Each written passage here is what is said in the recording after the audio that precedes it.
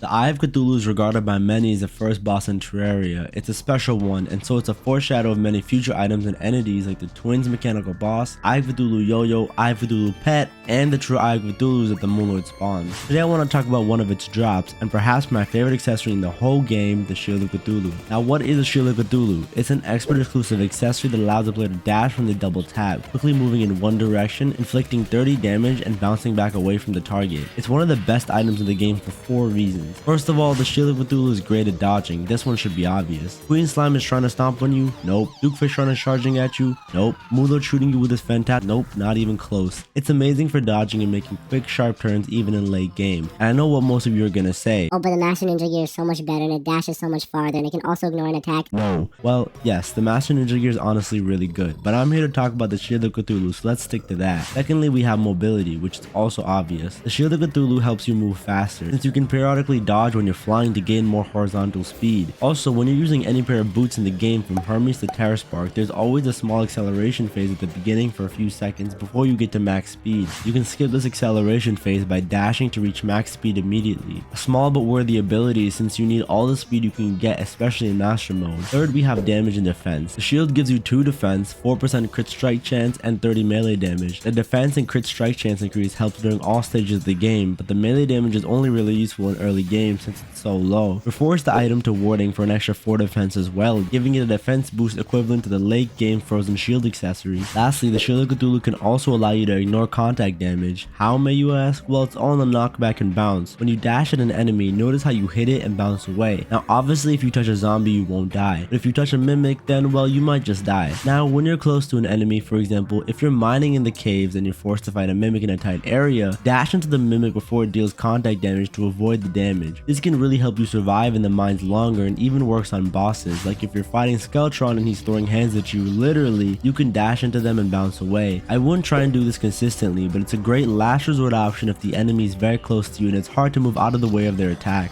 Now how do we get the Shield of Cthulhu? It's very easy actually. It's a guaranteed drop from the Eye of Cthulhu's treasure bag in Expert and Master Mode worlds. If you're in normal mode and you want it, you'll have to create an Expert Mode world and fight the Eye there. Overall, the Shield of Cthulhu is an amazing item that I personally use with almost every character I make, from Eye of Cthulhu all the way to Moonlord himself. I'm not saying it's better than the Master Ninja Gear, but I'm not saying it's worse either. They both have their own perks, like the Shield of Cthulhu is way easier to obtain and allows you to bounce away, and the Master Ninja Gear gives you a chance to ignore an enemy's attack and also provides a farther dash. Whichever one you pick, you can't go wrong. What do you think about the Shield of Cthulhu? Is it underrated, overrated, or right where it should be? Leave a like for more content like this and I'll see you homies in the next one. Have an awesome day. Peace.